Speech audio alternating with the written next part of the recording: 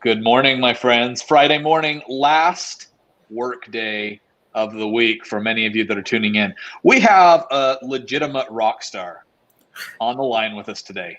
Many of you know, I'm sure, Lauren Burleson. Some people may even call her the Canvas Queen. She's out in the Vegas area, one of our fantastic districts in Clark County School District, who we are big fans of. Thank you, Clark County, for being awesome. Lauren's a science teacher. She's been with Canvas ever since she started teaching. She started as a free for teacher user. So any of you free for teachers out there, shout out to you. She's working in a place now that's one-to-one. All of her students have Chromebooks. She's a science teacher. And we're just excited to hear her talk to us all about what she's doing with Canvas today. So with that, Lauren, I'm handing it over to you. Have fun. Thanks. Hi, everybody. It's so good to be here. Today, I'm just going to kind of talk you through and go over some things for accessibility. And we're going to kind of see a format where you can meet the needs of different, diverse learners. So let's just get started, and I'll share my screen. Just a reminder to everybody, we want to know who you are. Where are you from? We have people that join here from all over the world, and we've already got a pretty big crowd. You must have known that the Queen of Canvas was joining us today. So let us know who you are and ask any questions. Okay, awesome. So this is just my homepage here that I've created. This model is really geared towards those teachers who are in special education, who are really struggling with, I don't have a whole lot of kids. I don't have a whole lot of students in my class, and I really just need to focus on each individual student. And so I've created a page that kind of geared towards guiding each individual kid. So here you can see I have a little welcome banner, and down here you could do select your name below to get started. Now, in no way, I just want to kind of get out there. In no way do I want to make myself known as like an expert in special education. This is just something that I've done and developed and helped with teachers at my school. So if there are things that you're like, ooh, that's against, FERPA violation for me, change it up. This is just an example. So down here we have select your name below to get started. I've got 3 names here, and I'm just going to click on one of them. So this really helps, our kids navigate to their student learning goals here. So this is kind of like Jim's homepage. So we have the student learning goal. All of his goals are down here. And then I have an example IEP attached below. And then Jim can then, from this page, access his weeks. Now, the greatest thing about this, if we're worried about security with our kids and we don't want other students in the course to have access to Jim's IEP page, I have only assigned it to him. So down here it says 1 student. I've only assigned it to him, and I can show you how to do that in just a little bit. But first off, we can navigate him. So I have linked just over on the side here his first week. So let's go there first. All right, so here's just week 1 module. This is the module that Jim will see. He has his science class here, or his science work. He has his ELA work here below, and he has his math below. So he can navigate himself through this module here, and you'll notice how I've kind of color-coded each subject so that it's easier for the student to identify where everything is. If they're, let's say, reading isn't their strong suit, then they have that to kind of help them navigate. So that's just kind of one way I set up the module. If I go back up here, you see the student goals and IEPs. And like I said, the other students cannot be able to view these because they are specifically they're created as an assignment, not for a grade, but they are assigned to that individual student. So they can't see it. So first, let's go back and look at Jim's. When I click edit here, see I've given it not for a grade. And then before I show you below, the student's name, they're actually my colleagues. So I'm not giving out any private information of any student. They're my actual colleagues. Shout out to them. Thank you guys for letting me use you. So right now you can see it's assigned to the student. So I could actually exit it. Normally it says everyone, but I just click that X and then I can assign it to an individual student under that students tab and then click save. And now, yep, we want to click yes.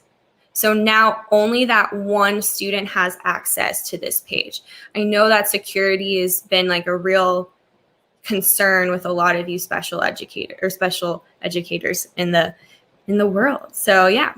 All right. So next thing I'm going to kind of talk about is how do we meet the needs of all learners? Like, you know, we want to modify certain things. Maybe, you know, we have a student who really struggles with reading. So I'm going to go to the modules here and show you an assignment that I have, a reading assignment. And I'm going to click right here. All right, Canvas has a great tool already embedded. It's called the Immersive Reader. And this, if I click on it here, it will read this out loud when I push play to the student. So I'll just kind of play that real quick. Red circle W1 article. Safe return. Article reading. Picture 1.png. Safe return. Source, Times for Kids 8. So you can kind of get a little feel for that. So that's a really great tool for students. Maybe, you know, they have dyslexia. I'm dyslexic, and I actually do love reading books with like the audio playing in the background. So that's an option. This Immersive Reader is a great tool, but it's not provided on everything. So like pages it's provided on, certain assignments it can be. It also kind of depends on your district, I think, and what kind of instance you have. So let me show you right here is a just an example assignment that I have. Now you'll see I don't have the Immersive Reader provided for me. So one thing that I did to help my kids is I actually added audio.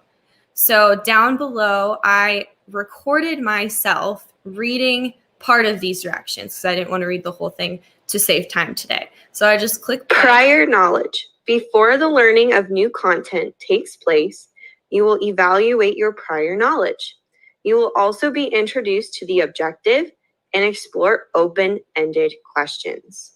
So that's also a really helpful tool to help your kids if they they struggle with reading. Let me show you how you would do that. So let's go to modules here. I have an assignment kind of ready to go. Let's do this one. Okay, so let's say that I want to add an audio file to this. I would just click Edit Assignment. And then within the rich content editor here, or the text box, for those of you to make it easier, I would just, let's say I want to do it right before this table. Oop, let me make this a little bigger. Whoop. Help me out here. There you go. And I will just click on this audio. Well, it's a video recording button. So it says upload recording media. And then I would just do record. And then I don't want to be seen all the time. You can be seen, but I just want to do no video. So then I would click start. It'll give me a little countdown. And then I can read the directions. And then when I'm done, I click finish and then save. And it places it right after where I clicked.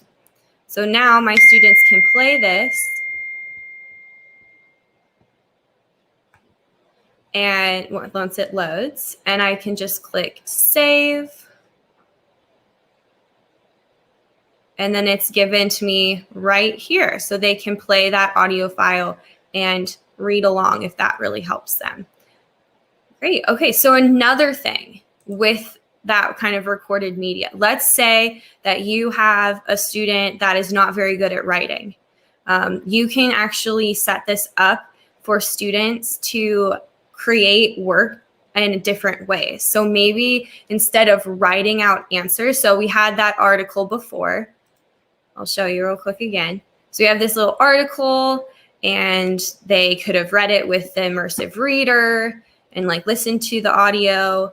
And down below, we have that picture. They can click next to go to the actual assignment, where it says, to complete this assignment, read the article. And then I actually linked it right within here, so it would take them back just in case they missed it. And then after reading the article, submit a short summary. So your summary may be written, or you may record an audio response. So not only can you as the teacher record audio, you can also record, or your students can also record themselves. This is, I think, also not just great for special education. I think this is really great for those elementary teachers who really need to listen to their kids, their like maybe, second grade, third grade, kind of that reading level. They need to hear their kids read. So all we have to do is edit this assignment, scroll down, and you'll see the submission type. Okay. So I have provided, I can give them the option. They can do whatever they want to meet the requirements of a summary of that article. So I have a text entry. I have a media recording option. That's the cool one. And then also a file upload. So let's say they didn't write in a text box that's provided through Canvas. They decided they wanted to write it on either a Google document or Microsoft Word. They can upload the file that way as well. So I'm giving them a lot of options, which is great. So let's do the media recording one, and I'll just leave the other two so you can see what that looks like. And we'll click save. Okay, so I'm going to go into my student view. And we'll go to modules. And actually, if you see in the student view, real quick, just to take a little sidestep, down here, the IEPs for those individual students, I can't see any of them because I'm not assigned as the test student. I'm not assigned to any of those IEPs. So it does work. All right, so let's go back to this article response, and I'm going to click submit assignment. So now my student can click on the media option, click record, upload media, and then upload their media, or they can record just the same way that I did with the mic. They can turn off the video if they wish to, if they don't want to be seen, or they can leave it. That's just a preference. So then start recording. It's the same process as I showed you before. And then let's just do it let's just do a little example so then I can show you what it looks like in the submitted version. Hello, and then I'll just finish, save. And now it's attached, and all the student has to do is submit the assignment. Woohoo! Oh, awesome. It gave me this little confetti. I loved that. And we do, so now it tells me it's submitted. The student can actually see the submission details if they want to and go back, or they can resubmit the assignment. Okay, so we've talked about kind of how to organize your modules. We've talked about the Immersive Reader. We've talked about audio directions, audio submissions. We have talked about like color code. I think using emojis for your assignments is really fun. And the color code, I think, really helps a lot of people. But now we're going to kind of talk about the more security aspect of Canvas. So you'll notice down here too, just before I kind of get into more details, because I kind of left this down here, but let's say you have a quiz. So right here, I've labeled it as Jim's quiz, and everyone in the course right now can see this, and that's okay, because with quizzes, you can provide an access code. So I like to think that with Canvas, I can create like one thing and maybe copy it a few times to save work, especially when you are a special education teacher. And I know there's a bunch of you, like it's very diverse on what you do, but let's say you have different grade levels of students, and you have different, not just different grade levels, but you're teaching multiple subjects. So let's try to cut back down on that work. So you can make, let's say, one quiz and duplicate it 3 times or however many times. And then you'll notice here, this quiz is 15 points. If I go to the next quiz, oh, goodness, it kicked me out. Ah. There we go. Lauren, Yeah. Lauren's going to get logged back in really quick. So while you're doing that, we had our good friend Chris Giles. I don't know if you know him, but he is a Canvas rock star. He's the one who started this whole live stream program, by the way. Chris is saying, Lauren, do you like organizing modules by day or by week? I personally like to do it by week. I think if you do it by day, you're going to have way too many modules that can get a little bit messy. So I'm kind of the person, I like to do it by week or even by lesson for me personally. But if you want to do day, that's up to you. Awesome.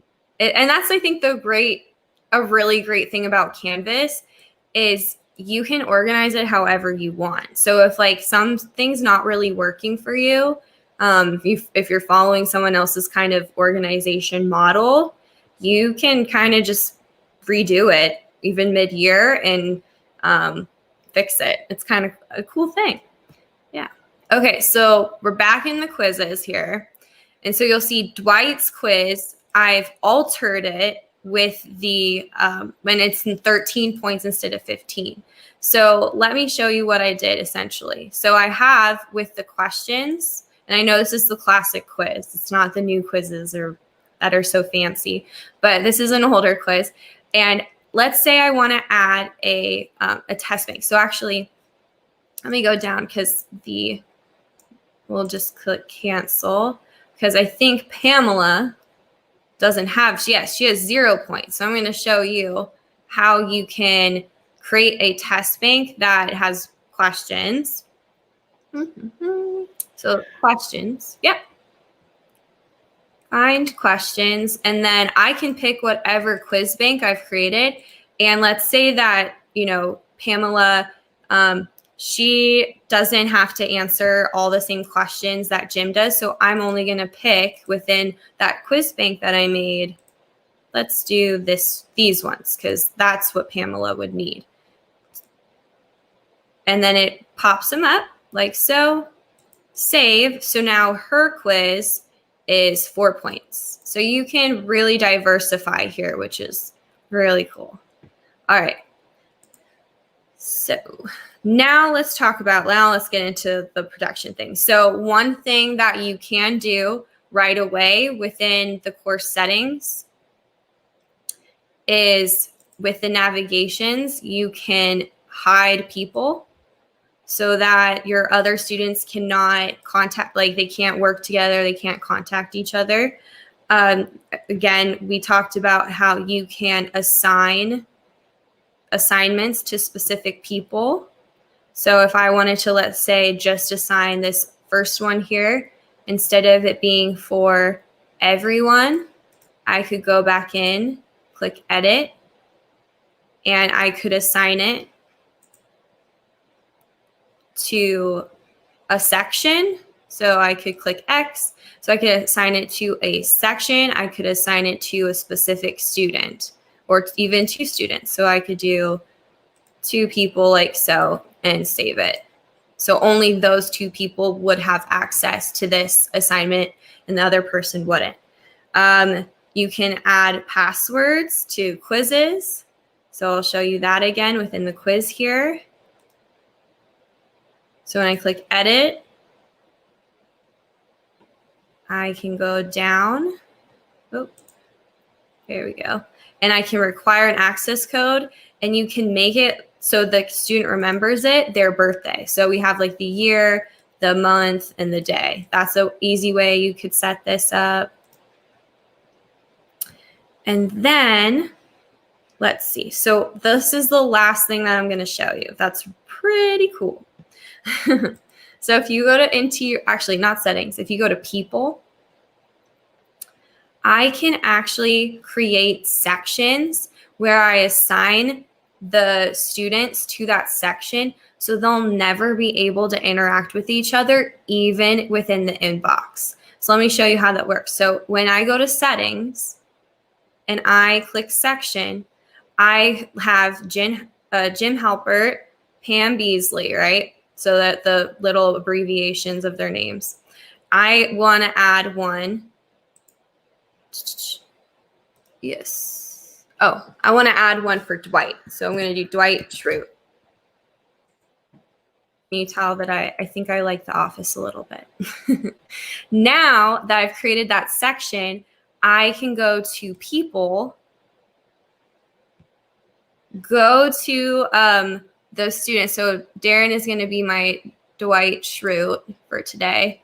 Edit section, and then type in Dwight Schrute, and it should pop up. And then I can kick him out of this section. So that way he's in his own section, but he's still in my course. So he can still see everything that I've provided for him here. So awesome. So now this one is, you know, this section, this student is in this section. They're all in separate sections. And now when I click on their name, I can go into their user settings and then let this user see. I have it set up. This user can only view students in their assigned course section. So that is another way that we can really protect our kids here for, you know, the IEPs and all those FERPA laws we've got. So I can do that with the next student too, and I'll show you what that looks like. So I did it with the first one. I think, did I set it here? Limit, there you go. Limit this user to only seeing fellow section users. So I click it, and they're the only one in that section, so they can only see themselves. And then what's really cool is I can actually, within my assignments, if I just do, you know, prior knowledge evaluation here, and I have it for that one student, I can also edit this and make it just for the section. So I can click this and then I just want it to be this, only this section gets to see this assignment save. Or let's say I want it for everyone. Even if it's for everyone, they can't see each other. It's just individual. So this really can cut back on your work too, because you can make one, let's say one assignment, and then only those individuals can see it individually without like being able to cross over into each other's world. Yeah. Hey, Lauren, let's take a quick question here from Jennifer, who I think is also a CC Clark County School District person. So Jennifer is just clarifying, with those edits that you're showing, they're all in different sections, but they're taking the same course. So they're correct? all within the same course, but they're placed within different sections. It's very similar like cross-listing. So when you cross-list over, all your students can look at the exact same course, but they're placed in different sections. So they're in the same course, but they're in different sections, if that makes sense. Awesome. What about Christy here on Facebook? When posting discussions, will students only see their section only or all sections in my course?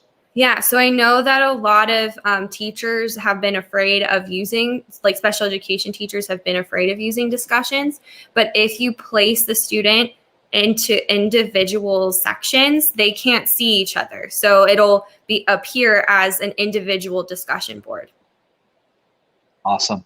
Walk us through, Lauren. Fantastic job. Thank you. Lauren's one of those educators, one of the many in Clark County who's just doing fantastic things down there. Lauren, talk us through, you guys are one-to-one. The pandemic hit everybody back there in kind of mid-March timeframe. What was the switch like for you and your students? Was it awful? Because there was a lot of difficulty during that time for sure. Yeah, I mean, I hate saying like awful, but I mean, I know it was a struggle for everybody. I mean, no matter even if the fact that we were one-to-one, I think everybody just struggled with such a shocking, switch. And, but I think, I mean, we probably did, we were one of the schools that did really benefit with already being one-to-one and just trying to communicate with our kids that way and having online courses already set up. And that's actually when I really it did give me the opportunity, I will say, to just really dive deep into Canvas and see how can I really reach my kids from like this platform. So I try to change it up and make it a little interesting because we were on a blended model before. How are your kids doing now with Canvas? Are they reacting well? Do they seem to really understand how they're getting their way around? Are they finding what they need? Well, I'll let you know next week when we start. But so far, I think the kids, I've seen a couple of them log in already. We gave them access to try to navigate and get into their courses. And we're doing a little test run today with our video conferences and stuff. So yeah, I think that it's going to be a lot easier on our students because many of them are tech savvy. And I feel like I'm really lucky being in my grade because all the 7th graders from last year have experience with Canvas. So I know there's still going to be a learning curve no matter what, but I think it'll be successful. I'm hoping it'll be successful this year. Well, Lauren, you have a good friend in Mark Booth that you can call if you have any specific questions or you need me to dig something up for you. Do it. That. We've got a couple of quick questions here from some of our good friends, Lisa Carroll and Chris Giles, who are wondering about how does moving students to different sections affect SysSyncs? Do you know? Ooh, that I don't know, but I'm assuming that's like with the S or Sys IDs. So I'm not 100% sure about that question, but I mean, all I know is that if you do add the student with the Sys ID, it's fine. Like it syncs over. I think that's what they're getting with, but yeah. Awesome. Everybody, again, so happy to have Lauren Burleson. Unfortunately, she's going to be coming back here. She's lost the ability to choose if she gets to come back on the show or not. She's coming back because she's just that good. If you haven't checked, Lauren, why don't you give us just a little plug for both your Instagram account and your YouTube channel where you're doing a lot of cool Canvas stuff. Thanks. Yeah. So you can find me on my YouTube channel, which is just real easy, Canvas Queen. And then on my Instagram, it's at miss.bisme. Yeah. That's pretty much Bisme, but B is me actually makes a lot more sense. I didn't understand what the Bisme was for. It now makes sense, everyone. Everyone, again, thanks so much for joining us. We had a huge crowd here, a lot from Clark County. Thanks for coming. Thanks for the comments from everybody. We will be seeing you back on Monday morning, 10:30 a.m. Good luck with those who start next week, like Lauren and team. Thanks, everybody. We'll talk soon. Bye, guys. Thanks.